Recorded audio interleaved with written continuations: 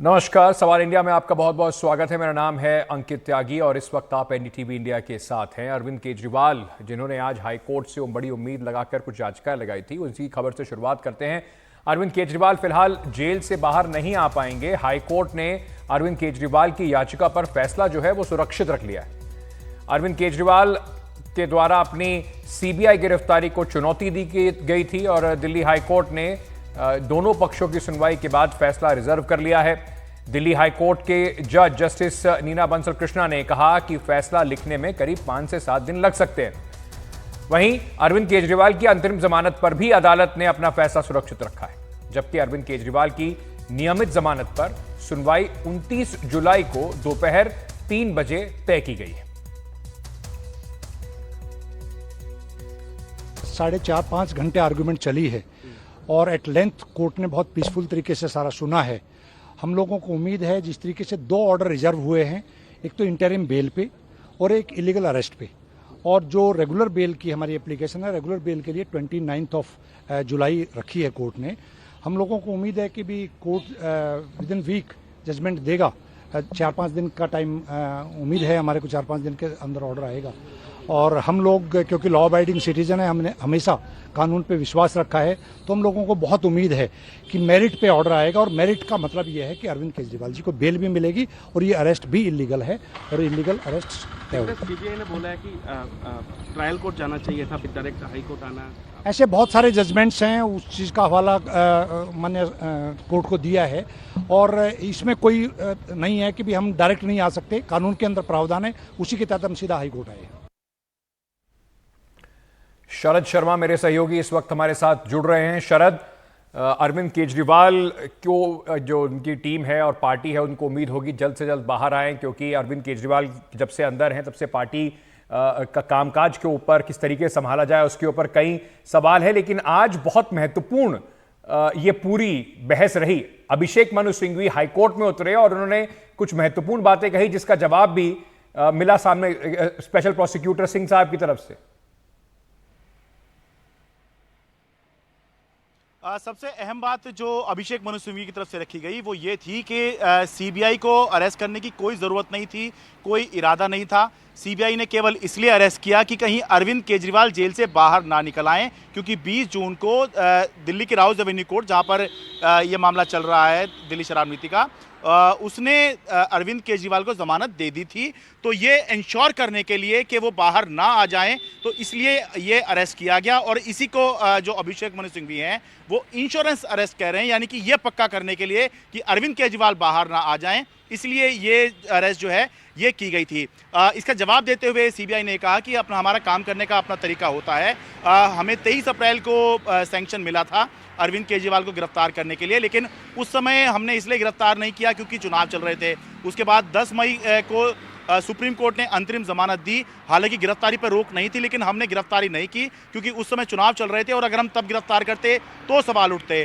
ये भी कहना है सीबीआई का कि हमने तब भी गिरफ्तार नहीं किया जब 20 जून को निचली अदालत ने अरविंद केजरीवाल को ईडी केस में जमानत दे दी थी, जबकि हम गिरफ्तार कर सकते थे। अगर उस समय गिरफ्तार करते तो सवाल उठते, लेकिन हमने तब गिरफ्तार किया जब हाई कोर्ट ने निचली अदालत के जमानत के फैसले पर रोक लगा दी। तो दोनों तरफ से ही बहुत ज़ोरदार बहस हुई है। और ये बताना भी ज़रूरी है कि आज मुहर्रम की छुट्टी की वजह से हाई कोर्ट बंद थी, लेकिन फिर भी अरविंद केजरीवाल के मामले में आज सुनवाई की गई। और पहले लग रहा था कि शायद फैसला आज ही आ सकता है, लेकिन जब काफ़ी दलील हो गई तब जज ने कहा कि अगर ज़मानत पर सुनवाई करने के लिए एक पूरा दिन अलग से चाहिए होगा। तब अभिषेक मनु सिंघवी ने कहा कि फिर हम अंतरिम ज़मानत है अदालत से मांग करेंगे।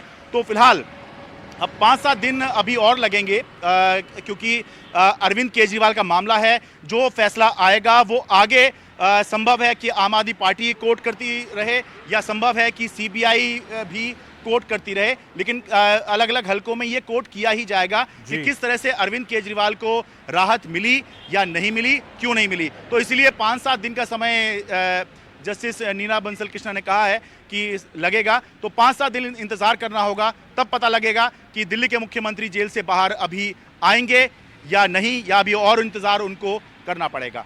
अंकित, बिल्कुल, और इसके कई राजनीतिक मायने भी निकाले जाएंगे। लेकिन अभी के लिए शरद, बहुत बहुत शुक्रिया हमारे साथ जुड़ने के लिए।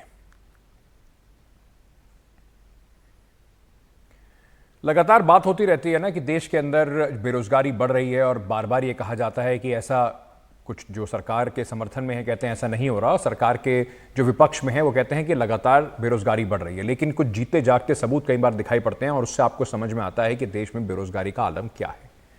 मंगलवार को एयर इंडिया की भर्ती अभियान में हजारों की तादाद में नौकरी पाने वालों की जो भीड़ है वो जमा हो गई और हालात भगदड़ जैसे मच गए। लोडर के लिए 600 पद खाली हैं, लेकिन आवेदक 600 पदों के लिए, वो भी लोडर वाली नौकरी के लिए 25,000 से ज्यादा आवेदक वहां पहुंच गए। जरा तस्वीरें देख लीजिए।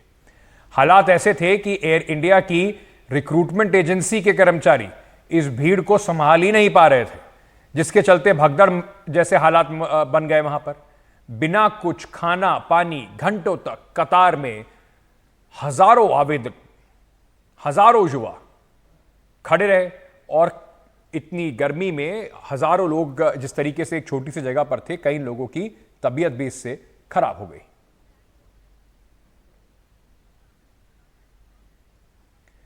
इन आवेदकों में काफी पढ़े लिखे लोग भी आवेदन देने के लिए आए थे। कुछ पोस्ट ग्रेजुएट की डिग्री हासिल किए हुए लोग, लेकिन फिर भी लोडर पद की जो वहां पर नौकरी निकली थी उसमें अपना आवेदन देने पहुंचे थे। यह कहीं ना कहीं यह दिखाता है कि बेरोजगारी का आलम इस देश में क्या है और शायद जो दावे किए जाते हैं, सरकारी दावे नौकरियों के और जो ग्रोथ के जो दावे किए जाते हैं, उनकी कहीं ना कहीं ये पोल जरूर खोलते हैं। कुछ आवेदकों से हमारी सहयोगी सुजाता द्विवेदी ने बातचीत की, पहले आपको जरा वो सुनवाते हैं।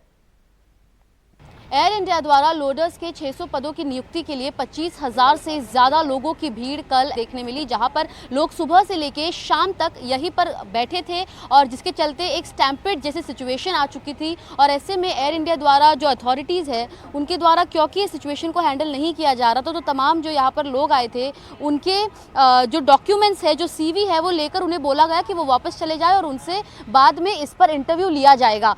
यहाँ पर आज कुछ ऐसे लोग हैं जो आज या कल नहीं बल्कि परसों से यहाँ पर बैठे हुए हैं ताकि इन्हें नौकरी मिल जाए। और ये छात्र हैं जो महाराष्ट्र के कई अलग अलग जिले से आए हैं। आप कहाँ से हैं? District Buldhana madam. बुल्ढाना से आए हैं आप। आपकी उम्र कितनी है? मेरी उम्र है 21। 21 साल के हैं। पढ़ाई क्या करते हैं? मैडम मैं BBA सेकंड ईयर को। BBA second year. आप यहाँ पर किस लिए आए थे? मैडम जॉब के लिए। कौन सी जॉब?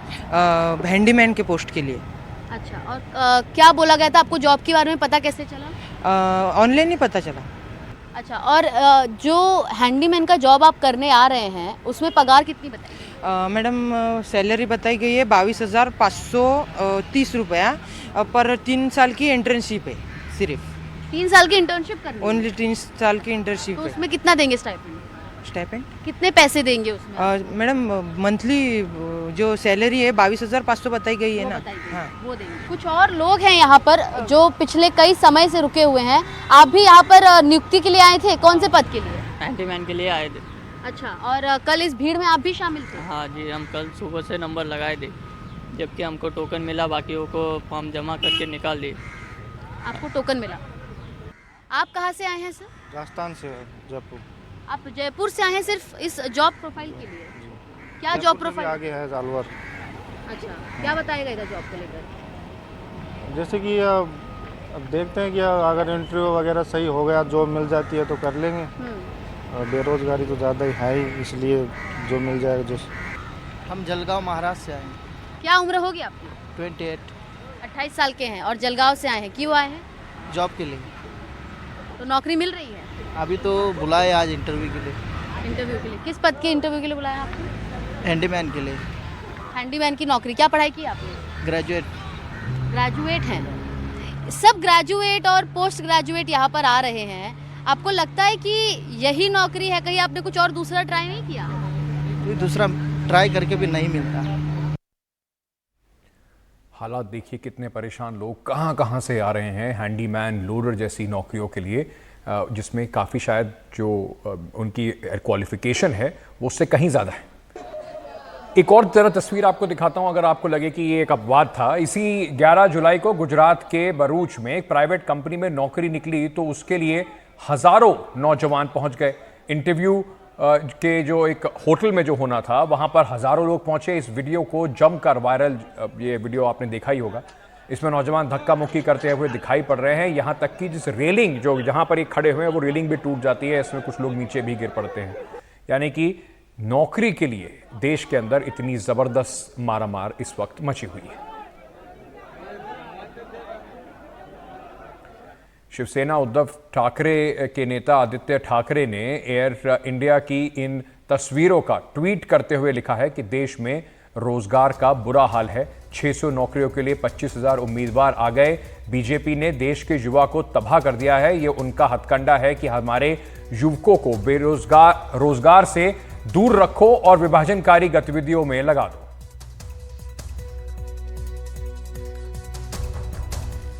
आपके सामने कुछ आंकड़े रखता हूं। भारत में बढ़ती बेरोजगारी के जो कुछ आंकड़े हैं वो आपके सामने पेश करते हैं। जून 2024 में बेरोजगारी दर जो थी वो 9.2% थी।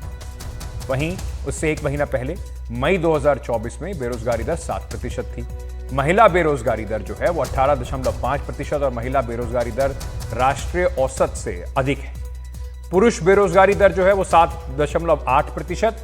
जून 2023 से अगर तुलना करें तो जून 2024 और 23 की अगर हम तुलना करते हैं तो जून 2024 में श्रम भागीदारी दर जो है वो बढ़कर 41.4% हो गई है। मई 2023 में ये 40.8% थी और जून 2023 में ये 39.9% थी। CMIE के ये दावे हैं। वहीं आरबीआई इस पर क्या कहती है, जो रिजर्व बैंक ऑफ इंडिया है, 2023-2024 में रोजगार में 6% की वृद्धि आरबीआई बता रही है। पिछले वित्त वर्ष में यह जो आंकड़ा था वो 3.2% था।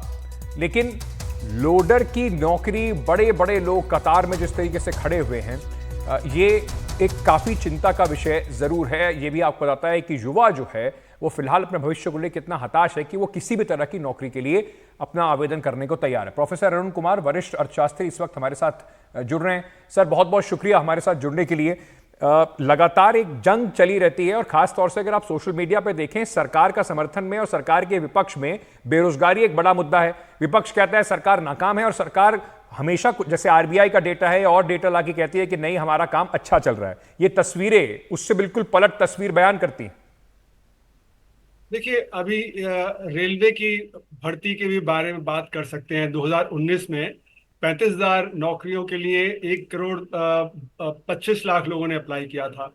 उसी तरह एक पियोन की नौकरी यूपी में निकली थी 2015-16 में, जहां पे कि 360 नौकरियों के लिए 23 लाख लोगों ने अप्लाई किया था, जिसमें 380 पीएचडी थे, 2 lakh BTech, MTech, BCom, MCom थे। तो ये समस्या तो बढ़ती चली जा रही है। और जो हमारे आंकड़े आए थे 2019 में, वो दिखाए थे कि 45 साल के सबसे ज्यादा बेरोजगारी, ये तो ऑफिशियल आंकड़े कह रहे थे।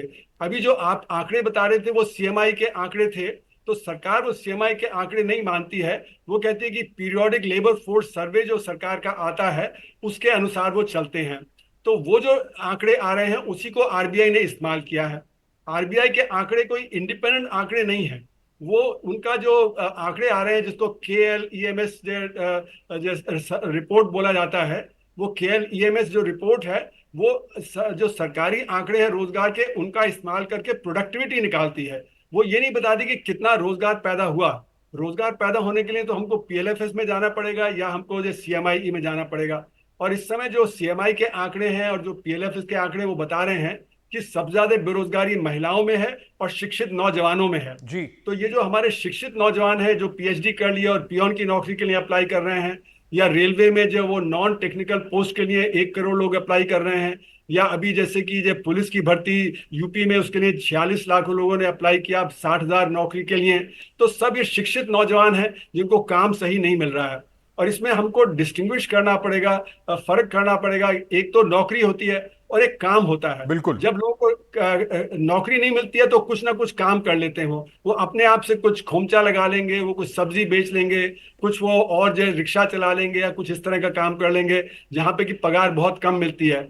तो हमारे यहाँ जो असंगठित क्षेत्र है उसमें 94% लोग काम करते हैं और संगठित क्षेत्र में सिर्फ 6% लोग काम करते हैं। और ये जो 94% लोग असंगठित क्षेत्र में काम करते हैं ये बहुत ही कम तनख्वाह में काम करते हैं जी। और इनकी स्थिति काफी बुरी रहती है। जी। और इसीलिए हताशा और निराशा बहुत ज्यादा हो गई है हमारे यूथ में। और ये हताशा और निराशा के चलते हुए यूथ सब्सटेंस अब्यूज में जा रहा है और जिससे कि परिवार में वायलेंस हो रही है क्योंकि उनके पास पैसा नहीं होता तो बिल्कुल। छीना झपटी होती है, बगल में वो आसपास जो कुछ गलत काम भी कर लेते हैं। तो ये समस्या सोशल, पॉलिटिकल और इकोनॉमिक तीनों लेवल पे है। बिल्कुल, और एक बड़ा व्यापक, जैसे आपने बताया, इसका असर देश पर और जो समाज है उस पर पड़ता है। लेकिन सर, मैं क्योंकि बार बार हम लोग ये देखते हैं, वर्ल्ड बैंक, IMF के डेटा हम देखते रहते हैं और उनके फोरकास्ट देखते हैं।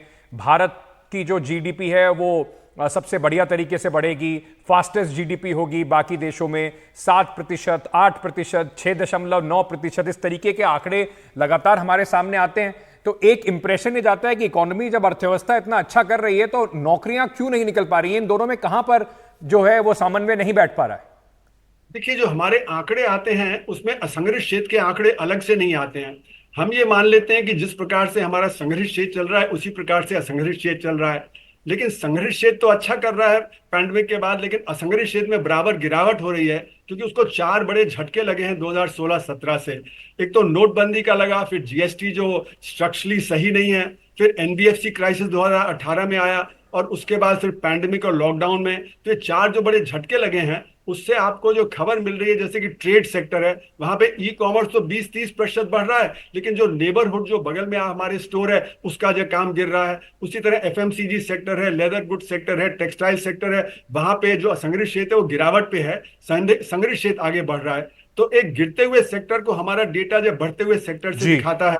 अब इसलिए जो हमारा ओवर एस्टिमेट हो जाता है GDP का। लेकिन जो वर्ल्ड बैंक, IMF, ADB हैं वो अलग से डेटा नहीं इकट्ठा करती, जो सरकारी डेटा होता है उसी के अनुसार वो अपना विश्लेषण देती हैं, क्योंकि वो डेटा गैदरिंग एजेंसी नहीं है। RBI भी उस तरह से डेटा गैदरिंग एजेंसी नहीं है। जो सरकार का आंकड़ा आता है, जो PLFS से आता है और ASUES अभी जो नया आंकड़ा आया अनइनकॉर्पोरेटेड एंटरप्राइज का, उसके आधार पे वो करते हैं। सर, बहुत बहुत शुक्रिया इस गंभीर विषय पे अपनी बात रखने के लिए। जैसे बार बार ये बात हो रही है और कहा भी जा रहा है कि देखिए एक बड़ा गैप है और शायद आंकड़ों के इस खेल में जो असली तस्वीर है वो इस तरीके की जो तस्वीरें सामने आती हैं वो बयान करती है देश में बेरोजगारी की। बहुत बहुत शुक्रिया हमारे साथ जुड़ने के लिए। छोटा सा एक ब्रेक ले रहे हैं और ब्रेक लेके वापस आ रहे हैं, बने रहिए हमारे साथ।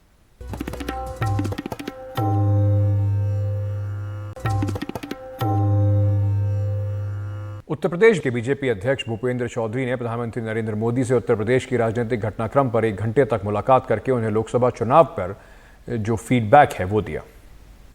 सहयोगी विकास भदौरिया इस खबर पर इस वक्त हमारे साथ जुड़ रहे हैं। विकास, ये सब घटनाक्रम, प्रधानमंत्री से मिलना, केशव प्रसाद मौर्य का भी दिल्ली में होना, वहां योगी आदित्यनाथ की मीटिंग उत्तर प्रदेश में हो रही है, ये सब घटनाक्रम क्या इशारा कर रहा है?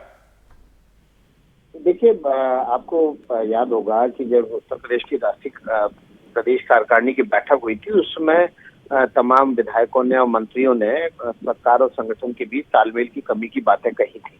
और अगर उसी सिलसिले में देखा जाए तो उसके बाद बीजेपी अध्यक्ष JP नड्डा से केशव मौर्य ने और प्रदेश अध्यक्ष भूपेंद्र चौधरी ने भी मिलने का टाइम मांगा था। जाहिर तौर पर जो उत्तर प्रदेश में लोकसभा के चुनाव के परिणाम आए उसके बाद एक वहां पर पूरी रिव्यू की स्थिति बनी हुई है और केंद्रीय नेतृत्व भी समझना चाह रहा है कि आखिर हुआ कहाँ है, संगठन और सरकार के बीच तालमेल क्यों गड़बड़ाया है। और इसी सिलसिले में आज भूपेंद्र चौधरी सुबह 10 बजे प्रधानमंत्री से मिले। तकरीबन 1 घंटे लंबी ये बैठक चली और उसमें पूरे उत्तर प्रदेश के राजनीतिक हालात, संगठन की क्षमता, आने वाले जो 10 विधानसभा के उपचुनाव है उनको लेकर चर्चा हुई और साथ ही साथ लोकसभा में जो स्थिति बनी वहां पर बीजेपी को बहुत सारी सीटों पर पराजय का मुंह देखना पड़ा, उसके बारे में भी बातचीत हुई। विस्तार से जानकारी प्रधानमंत्री ने दी है। लेकिन इस बीच जो कयास लगाए जा रहे हैं कि योगी आदित्यनाथ की कुर्सी खतरे में है, वो एकदम हमारे सूत्रों ने सिरे से खारिज किया है।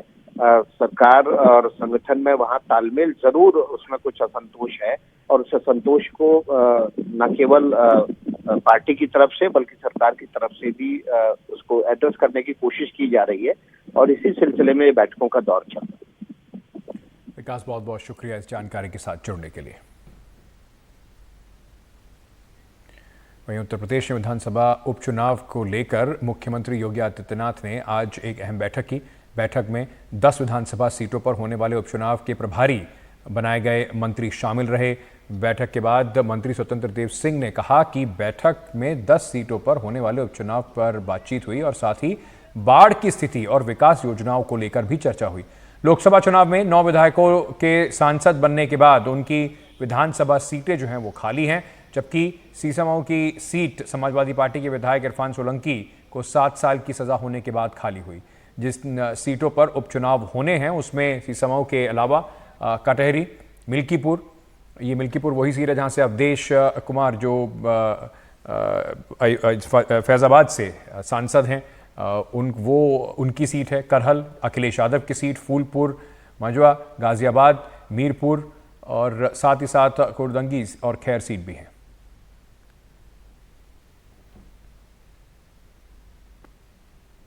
बैठक होती विकास योजना है, बाढ़ है और ये सभी की चर्चा होती है।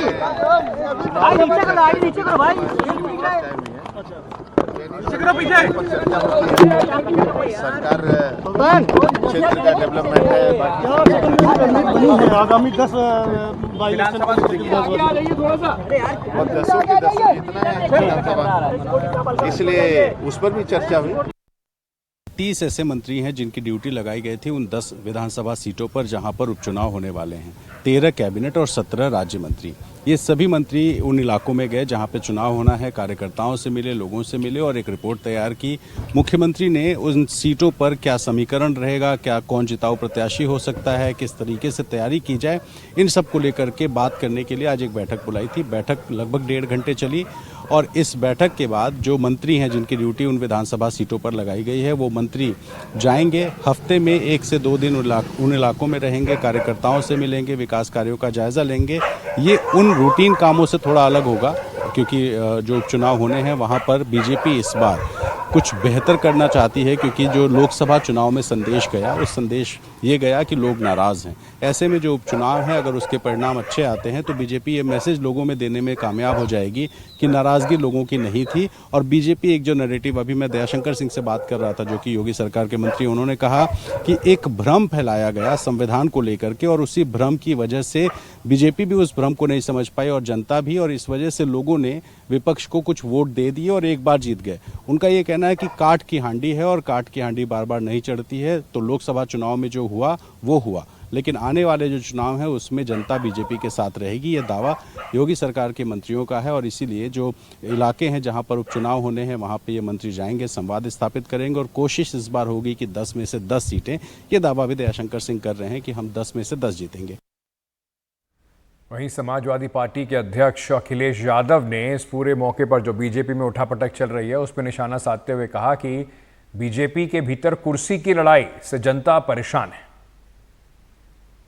ये सरकार जो आपस में लड़ रही है, इनके फैसले भी जल्दीबाजी के हैं और हम सावधान करना चाहते उत्तर प्रदेश की जनता को भी कि भारतीय जनता पार्टी के लोग आपस में लड़ करके और कुर्सी की लड़ाई में पूरा एडमिनिस्ट्रेशन खत्म कर दिया है। जहां इन्हीं के विधायक, इन्हीं के लोग आरोप लगा रहे हैं कि भ्रष्टाचार चल रहा है। हम लोगों ने अखबारों में पढ़ा है कि मुख्यमंत्री खुद स्वीकार कर रहे हैं कि बड़े पैमाने पर दलाली चल रही है। जिस प्रदेश के मुख्यमंत्री खुद स्वीकार कर रहे हों कि दलाली हो रही हो और अखबारों में बड़ा बड़ा लिखा हो कि दलाली हो रही है, तो जनता जानती होगी कि कितनी दलाली हो रही है। वहीं केंद्रीय राज्य मंत्री बेल वर्मा ने यूपी में बीजेपी के भीतर जो घमासान है उस पर इनकार किया है। उन्होंने कहा है एनडीटीवी से बातचीत करते हुए कि बीजेपी में सरकार और संगठन दोनों एक दूसरे के पूरक हैं। केंद्रीय राज्य मंत्री बीएल वर्मा सर हमारे साथ में हैं। सर, अभी उत्तर प्रदेश की राजनीति में बड़ा उठापटक मचा हुआ है। केशव प्रसाद मौर्य बोल रहे हैं कि सरकार से बड़ा संगठन होता है। देखिए, कार्यकर्ता भाव से हम देखते हैं तो संगठन की अपनी भूमिका है, लेकिन संगठन अपने जगह पर है, सरकार अपनी जगह पर है। और क्योंकि भाजपा की सरकार है तो सरकार भाजपा की है, तो मुझे लगता है वो कार्यकर्ताओं ने बनाई है। तो इसलिए संगठन का और सरकार का एक दूसरे के पूरक का भाव रहता है, कहीं बड़े छोटे का भाव नहीं। इसलिए जो हमारा शीर्ष नेतृत्व जो तय करता है उसी पर हमारे कार्यकर्ता नीचे फॉलो करते हैं। लेकिन सर केशव प्रसाद मौर्य जी सरकार में भी हैं, डिप्टी सीएम भी हैं, तो ऐसी बातें क्यों कर रहे हैं कि संगठन बड़ा होता है? यदि ऐसा कुछ नहीं कहा है, लेकिन पता नहीं आप लोग कैसे उसे बड़ा चढ़ा कर ऐसा कर रहे हैं। अब वो कार्यकर्ता और संगठन इसकी बात करना कोई बेमानी नहीं है, लेकिन मैंने कहा ना सरकार और संगठन तो भाजपा की सरकार है, तो दोनों ही एक दूसरे के पूरक हैं और संगठन का महत्व तो अपना अलग है और सरकार का महत्व तो अलग है। सर आप भी लंबे समय तक संगठन में रहे हुए हैं, कार्यकर्ता के तौर पर आपने काम किया है बीजेपी में, तो आपको लगता है कि कार्यकर्ता की कुछ उपेक्षा इस वक्त हो रही है, तभी ये बयान सामने आ रहे हैं? देखिए, अगर मैं राजनीतिक दलों की बात कहूँ तो केवल और केवल भाजपा ही ऐसी पार्टी दिखाई पड़ती है जो भाजपा कार्यकर्ता आधारित पार्टी है।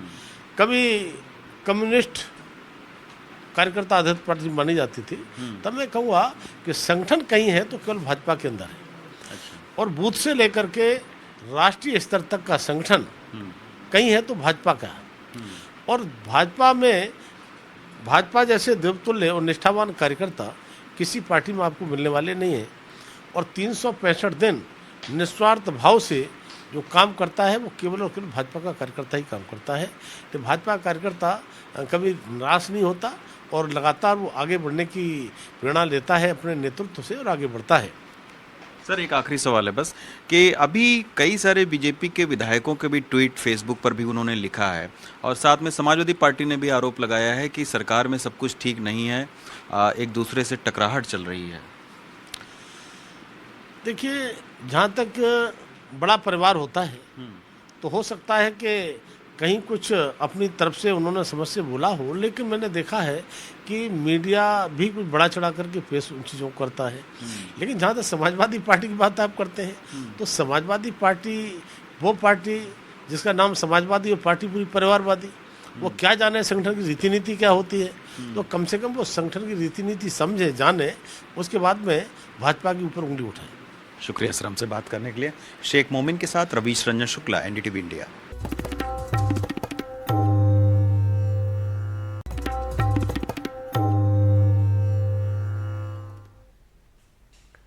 विवादित आईएएस ऑफिसर पूजा खेड़कर को लेकर हर दिन नए नए खुलासे अब सामने आ रहे हैं। ताजा मामला उनके दिव्यांग सर्टिफिकेट को लेकर है। पूजा खेड़कर के दिव्यांग सर्टिफिकेट पर अब सवाल उठ रहे हैं। सर्टिफिकेट लेने के लिए घर की जगह फैक्ट्री का पता उसमें डाला गया था।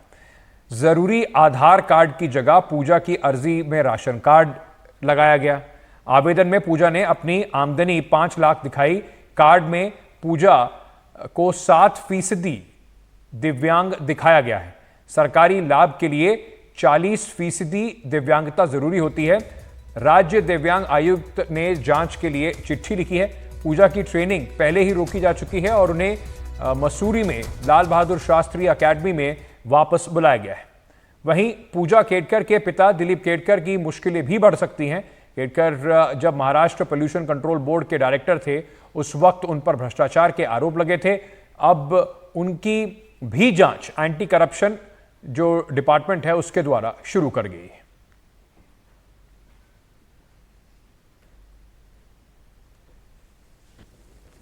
विवादों में आई ट्रेनिंग आईएएस अधिकारी पूजा खेड़कर की मुसीबत लगातार बढ़ती जा रही है। जहां एक तरफ कल मसूरी के आईएएस अकादमी ने उन्हें वापस तलब किया है, वापस बुला लिया है। उनका जो जिला प्रशिक्षण कार्यक्रम जो चल रहा था उसको स्थगित कर दिया गया है और 23 जुलाई के पहले उन्हें वहां पर हाजिर रहने के लिए कहा गया है।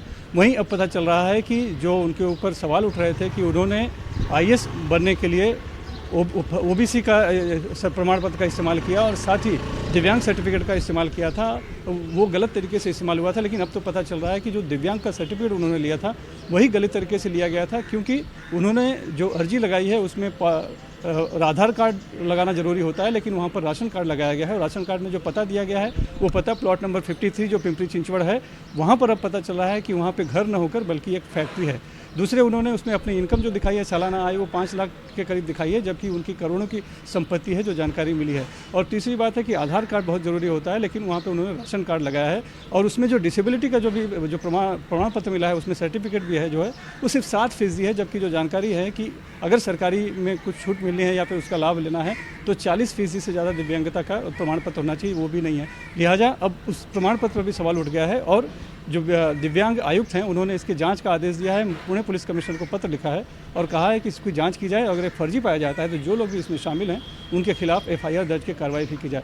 यानी अपने सिर्फ एक व्यवहार की वजह से और अपनी निजी कार पे लाल बत्ती लगाने और भारत सरकार लिखने की वजह से और साथ ही पुणे कलेक्टर से अपने लिए एक अलग जो है कि कार्यालय मांगने की वजह से जो प्रकाश में आई थी, यानी सवालों में घिरी थी पूजा खेड़कर IAS अफसर, जिनका बाद में यहाँ पुणे से हटाकर उनका वासी में तबादला कर दिया गया था। अभी ट्रेनिंग है, उन्हें उस तरह का अधिकार नहीं है, फिर भी अपने इस अधिकारों का गलत इस्तेमाल कर रही थी। अब जो है उनके खिलाफ लगातार नए नए आरोप सामने आ रहे हैं, नए नए खुलासे हो रहे हैं उनके बारे में और अब सवाल उठ गया है उनकी दिव्यांगता सर्टिफिकेट पर ही, जिसका कि उन्होंने इस्तेमाल किया है। बताया जा रहा है कि कथित तौर पर कि उन्होंने IAS कैडर में पाने के लिए उसका इस्तेमाल किया था, अब वो भी सवालों में है। मुंबई से सुनील सिंह, NDTV इंडिया के लिए। तो ये आप देख रहे थे किस तरीके से इस IAS ऑफिसर की, प्रोबेशनरी IAS ऑफिसर की मुश्किलें अब बढ़ती जा रही हैं। लेकिन अब एक बार फिर से आपको बता दें कि आपके लिए एक सवाल है जिस पर आप अपनी जो राय है वो हमें QR कोड को स्कैन करके दे सकते हैं और अपना जवाब जो है वो NDTV को भेज सकते हैं। सवाल आज का ये है कि क्या सूर्य कुमार यादव बनेंगे T20 टीम इंडिया के नए कप्तान।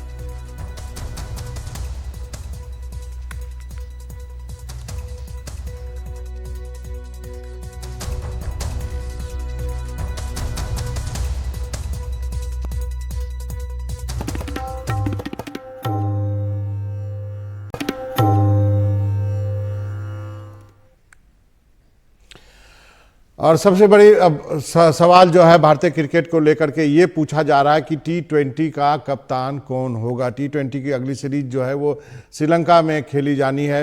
आपको जैसा मालूम है कि विराट कोहली, रोहित शर्मा इस टीम के हिस्सा नहीं है, तो अब सबसे बड़ा सवाल है कि क्या इस टीम की कप्तानी किसको मिलेगी। आज टीम की घोषणा होने की बात कही जा रही है। ये भी माना जा रहा है कि सूर्य कुमार यादव को T20 की कप्तानी सौंपी जा सकती है। टूर के पहले एक अहम बैठक भी हुई है जिसमें हेड कोच गौतम गंभीर शामिल हुए थे। तो क्या होगा गौतम गंभीर का विजन, श्रीलंका दौरे के लिए स्क्वाड का क्या ऐलान होगा। तो गौतम गंभीर की लगातार मीटिंग जो है वो हो चुकी है। अब उनको और बोर्ड को मिलकर के तय करना है कि अगला कप्तान कौन होगा। हमारे साथ अभिषेक जुड़ गए हैं। अभिषेक, आपका बहुत बहुत शुक्रिया है। अब आप बताइए, आपके अंदर की बात तो आपको मालूम होगी, क्या किस पर दांव खेलेगी BCCI या हेड कोच? मुझे लगता है दांव खेल लिया गया है और दांव को अभी सिर्फ छुपाया जा रहा है, टाइम बाइंग है। कल दोपहर में टीम इंडिया को श्रीलंका के लिए उड़ना है। सबकी टिकट्स हो चुकी हैं और BCCI के लोग भी, सपोर्ट स्टाफ भी, लगभग सब कुछ तय हो गया है और मुझे लगता है कप्तान भी तय हो गया है। वो अनाउंसमेंट आज रात को या कल सुबह तक किया जाएगा। तो दो लोगों के बारे में कहा जा रहा है, हार्दिक पांड्या और सूर्य कुमार यादव। सूर्य कुमार यादव आज सबसे बड़े कंटेंडर के रूप में सोशल मीडिया की बात करें या जहां भी बात करें तो सबसे पहले आज आपने भी लिखा है, मैं देख रहा था आपके आर्टिकल को भी। तो क्या माने कि सूर्य कुमार यादव T20 के लिए, श्रीलंका दौरा के लिए कैप्टन होंगे? क्या केवल ये श्रीलंका दौरा के लिए होगा या आगे भी T20 की कप्तानी की जिम्मेवारी उनको दी जाएगी? देखिए, अगर हार्दिक पांड्या टीम इंडिया के कैप्टन होते तो अब तक अनाउंस हो चुका होता। इसका मतलब है कि सूर्य कुमार ही भारतीय टीम के कप्तान होंगे T20 फॉर्मेट में। और ये सिर्फ इस दौरे के लिए नहीं है, क्योंकि ये जो है 2026 में भारत में जो T20 विश्व कप होना है उस तक के लिए ये प्लानिंग बनाई गई है। और इसीलिए सूर्य कुमार यादव को लंबे दौर पे, वो अभी 2 साल क्रिकेट खेल सकते हैं, फिट रहते हैं, ज्यादा उनको अनफिट नहीं होते हैं, तो इसलिए उनके ऊपर दांव रखा गया है। और गौतम गंभीर जिस तरीके के क्रिकेटरों को पसंद करते हैं उसमें सूर्य कुमार यादव नंबर 1 पर आते हैं। सूर्य कुमार यादव KKR के लिए भी खेल चुके हैं। सूर्य कुमार यादव भारत के लिए साउथ अफ्रीका में भी कप्तानी कर चुके हैं T20 फॉर्मेट में। और सूर्य कुमार यादव ने जो कैच पकड़ा था उसने विश्व कप फाइनल का मैच भी बदल दिया था। तो कुल मिला के गौतम गंभीर की पहली पसंद सूर्य कुमार यादव थे। गौतम गंभीर का ये पहला टूर्नामेंट है एज ए कोच, तो मुझे लगता है सूर्य कुमार यादव की कप्तानी में ही भारतीय टीम खेलने के लिए लगभग तैयार है। जी आपने सही कहा, जो है रोनाल्डो, फुटबॉलर रोनाल्डो भी सूर्य कुमार यादव के फिटनेस के बारे में कह चुके हैं कि बहुत फिट आदमी है सूर्य कुमार यादव, बहुत फिट क्रिकेटर हैं, खिलाड़ी हैं। लेकिन हार्दिक पांड्या के लिए क्या निगेटिव चला गया अभिषेक? देखिए, हार्दिक पांड्या के लिए मेन निगेटिव ये रहेगा कि अगर हम 2 साल बाद के T20 विश्व कप के लिए अभी से टीम तैयार करना शुरू करते हैं, तो ये तय नहीं है कि इन 2 साल में हार्दिक पांड्या कितना क्रिकेट खेल पाएंगे, कितना वो फिट रहेंगे। उनकी फिटनेस एक बहुत बड़ी समस्या है। उन्होंने पिछले 1 साल में भी कई टूर्नामेंट फिटनेस के कारण छोड़े हैं।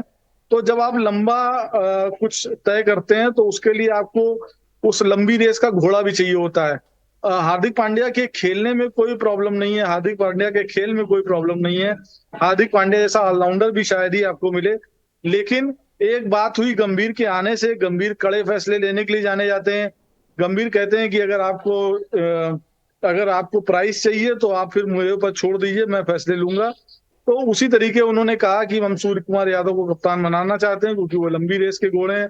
हम चाहते हैं कि वो 2026 तक हमारी टीम को लीड करें। ये सिर्फ 1 टूर्नामेंट 2 टूर्नामेंट की बात नहीं है। तो उसी के हिसाब से ये फैसला लिया गया। तो ये तो हो गई कप्तान की बात। अब टीम की बात जरा कर लेते हैं। तो टीम में क्या लगता है, रोहित नहीं है, विराट नहीं है T20 में, आपको लगता है नए लड़के जो जिम्बाब्वे गए थे उनमें से मौका मिलेगा? क्या आप अभिषेक को भी देख सकते हैं वहां पर? क्या जायसवाल तो होंगे ही, क्या ये जो अगली T20 टीम है उसमें शुभमन गिल की जगह बनती दिख रही है आपको? देखिए, इसमें आपको KKR की झलक मिल सकती है। KKR के प्लेयर भले ही आप टीम में मत मिले, लेकिन ऐसे खिलाड़ियों को खिलाया जाएगा जो वाकई में T20 फॉर्मेट के लिए बने हुए हैं। जैसे सूर्य कुमार यादव हैं, जैसे यशस्वी जायसवाल हैं, जैसे अभिषेक शर्मा हैं। तो विराट, जो गौतम गंभीर की पसंद है, वो इस तरीके के क्रिकेटर हैं। वो इस तरीके के क्रिकेटरों को पसंद करते हैं और उसी तरीके की छाप आपको टीम में दिखाई देगी। तो इसका मतलब फिर जो स्ट्राइक रेट से शुभमन गिल खेल रहे हैं, शायद मुझे लगता है छूट जाएंगे इस बार T20 की टीम में। वो भले ही टीम में रहें, लेकिन वो अगर इसी स्ट्राइक रेट से खेले तो लंबी दूरी तक वो नहीं चल पाएंगे। और फिर आप नीचे क्या रिप्लेसमेंट देखते हैं? आपको जडेजा के बदले भी चाहिए, अब हार्दिक नहीं होंगे तो फिर एक स्पिनर ऑलराउंडर भी तो चाहिए आपको। नहीं, आपके पास अक्षर पटेल हैं, आपके पास कुलदीप यादव हैं, आपके पास कोई किसी चीज की कमी नहीं है। और बहुत सारे प्लेयर, वाशिंगटन सुंदर हैं जो स्पिन ऑलराउंडर हैं। तो मुझे नहीं लगता कि इस तरीके की कोई कमी है। बल्कि रवींद्र जडेजा का पिछले आप 2 साल का परफॉर्मेंस अगर आप T20 में देखें तो उनसे बेहतर परफॉर्मेंस बाकी लोगों का रहा है। तो अक्षर पटेल ने भी अच्छा परफॉर्मेंस किया है। Kuldeep Yadav as a spinner अब वो बैटिंग भी करने लगे हैं। प्लस वाशिंगटन सुंदर एक अच्छे ऑलराउंडर हैं। तो मुझे नहीं लगता कि ऐसी कोई कमी, या हमारी बेंच स्ट्रेंथ इतनी मजबूत है कि हमें कोई कमी महसूस नहीं होने वाली है किसी की। एक और सवाल है अभिषेक, क्या आपको लगता है, जितना आप गौतम गंभीर को नज़दीक से जानते हैं या जितना क्रिकेट आप कवर दिन रात करते हैं, क्या अलग अलग फॉर्मेट के अलग अलग कैप्टन हम देख रहे हैं, या फिर आपको लगता है T20 का एक कैप्टन आपने बना दिया, 50 ओवर और टेस्ट मैच के एक ही कैप्टन होंगे, या अलग अलग भी हो सकते हैं? अभी तो T20 के एक कप्तान रहेंगे और वनडे और टेस्ट के कप्तान रोहित शर्मा रहेंगे WTC फाइनल तक। जी, तो आने वाले दिन में और आप क्या चेंजेस गौतम गंभीर के तरफ से देख रहे हैं टीम में? किस ढंग का चेंज, आप कल्चर का चेंज तो आप जरूर देखने को मिलेगा। देखिए, आगे के चेंजेस ये रहेंगे कि टीम थोड़ा सा कानून में चलेगी, थोड़ी मनमाफिक छुट्टियां नहीं होंगी, कोच का दखल बढ़ेगा। इन सब चीजों पे आपको देखने को मिलेगा। कई सीनियर खिलाड़ी परेशान भी हो सकते हैं। चलिए अभिषेक, आपका बहुत बहुत शुक्रिया। लेकिन इतना तो तय है कि अब अभिषेक ने बता दिया कि हार्दिक पांड्या जो है वो कैप्टन नहीं होंगे। सूर्य कुमार यादव भारत के T20 के श्रीलंका दौरे पर जो है कप्तान होंगे। अभिषेक, मैं सही बोल रहा हूं? बिल्कुल बिल्कुल। चलिए अभिषेक, आपका बहुत बहुत शुक्रिया, आपने वक्त निकाला हमसे बातचीत करने के लिए। तो ये जो दौरा है काफ़ी महत्वपूर्ण है और ये पहला दौरा है जब नए कोच गौतम गंभीर के लिए भी काफ़ी मायने रखता है। वो अपनी शुरुआत अच्छी करना चाहेंगे और वो चाहते हैं कि सूर्य कुमार यादव जो है वो अगले 2 साल तक T20 के भारतीय टीम के कप्तान बने, इसलिए उन पर दांव खेला गया। हालांकि इसकी आधिकारिक घोषणा अभी बाकी है, थोड़ी देर इंतजार कर लीजिए, ये घोषणा भी हो जाएगी। वक्त है छोटे से ब्रेक।